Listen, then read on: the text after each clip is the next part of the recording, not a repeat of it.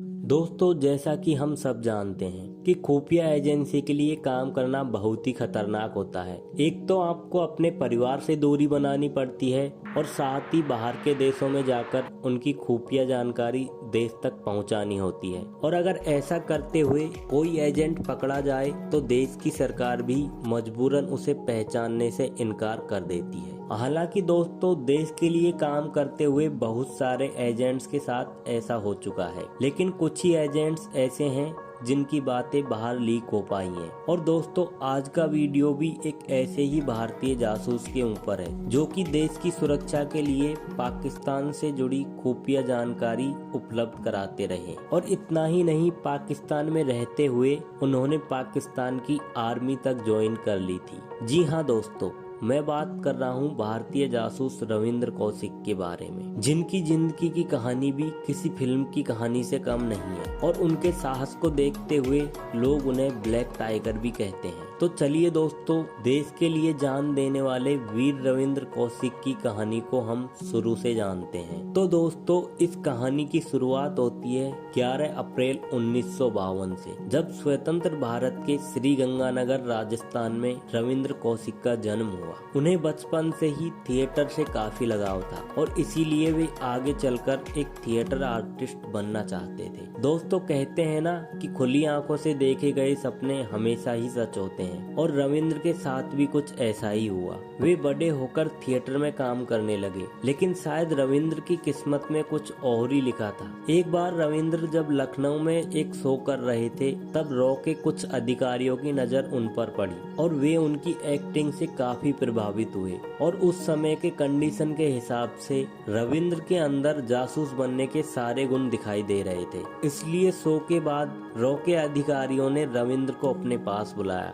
और पूछा कि क्या तुम पाकिस्तान में रहकर रॉ के लिए काम करोगे। तो रविंद्र कौशिक ने देश के लिए काम करने को तुरंत हाँ कर दी, क्योंकि देश की सेवा से बड़ा और कुछ नहीं होता। और रविंद्र को एक सफल जासूस बनाने के लिए दिल्ली में उनकी ट्रेनिंग भी शुरू कर दी गई। और 2 साल की ट्रेनिंग पूरी करने के बाद जब वह पूरी तरह से तैयार हो चुके थे, ट्रेनिंग के दौरान रविंद्र का खतना किया गया, जिससे कि वह किसी के पकड़ में ना आए। साथ ही उन्हें उर्दू सिखाई गई और पाकिस्तान से संबंधित जरूरी जानकारियां भी दी गईं। दोनों देशों के बोलचाल और रहन सहन में कुछ ज्यादा अंतर न होने की वजह से रविंद्र कौशिक बहुत ही जल्द पाकिस्तान में एडजस्ट हो गए। और जब रविंद्र पाकिस्तान गए तब उनकी उम्र करीब 23 साल थी। सन था 1975 का। पाकिस्तान जाकर रविंद्र कौशिक ने नबी अहमद शकीर नाम अपनाया और वहां की नागरिकता पाने के बाद उन्होंने एक यूनिवर्सिटी से लॉ की पढ़ाई की। और पढ़ाई पूरी करने के बाद वह पाकिस्तान आर्मी में सिविलियन क्लर्क के तौर पर काम करने लगे।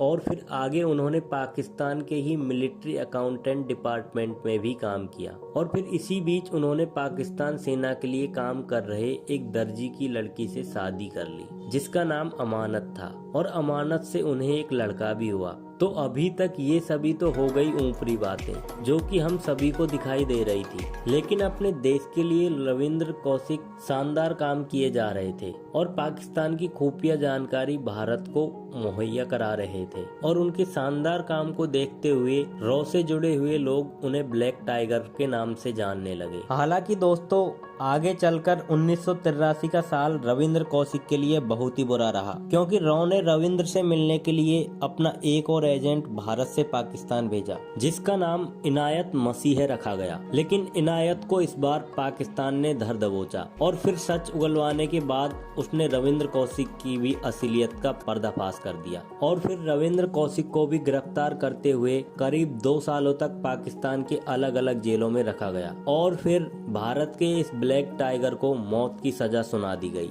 हालांकि पाकिस्तान के सुप्रीम कोर्ट के दखल के बाद रविंद्र कौशिक की सजा को बदलकर उम्र कैद की सजा कर दिया गया। और इस तरह आगे कई सालों तक जेल में सजा काटने के बाद और भारत सरकार ने भी उनकी किसी भी तरह से मदद करने से इनकार कर दी थी। और आखिरकार 2001 में रविंद्र कौशिक ने मुल्तान के न्यू सेंट्रल जेल में अपनी आखिरी सांसें ली। और दोस्तों, कहते हैं कि आखिरी समय में उनकी तबीयत काफी खराब हो गई थी और मृत्यु के बाद भारत सरकार ने भी उनका शव लेने से इनकार कर दिया और इस तरह से वतन के लिए अपना सब कुछ लुटाने वाले रविंद्र कौशिक को देश की मिट्टी भी नसीब नहीं हुई। हालांकि दोस्तों, इन सभी मामलों में सरकार की भी कुछ मजबूरियां होती हैं और इन बातों को शायद आप भी जानते होंगे, लेकिन दोस्तों, देशभक्ति की भावना से रविंद्र कौशिक की यह कहानी किसी के लिए भी प्रेरणा से कम नहीं है और जब तक हमारे देश में ब्लैक टाइगर जैसे शेर पैदा होते रहेंगे तब तक हमारे देश पर कोई मुसीबत नहीं आ सकती। उम्मीद है कि रविंद्र कौशिक की यह कहानी आपको पसंद आई होगी। आपका बहुमूल्य समय देने के लिए बहुत बहुत धन्यवाद।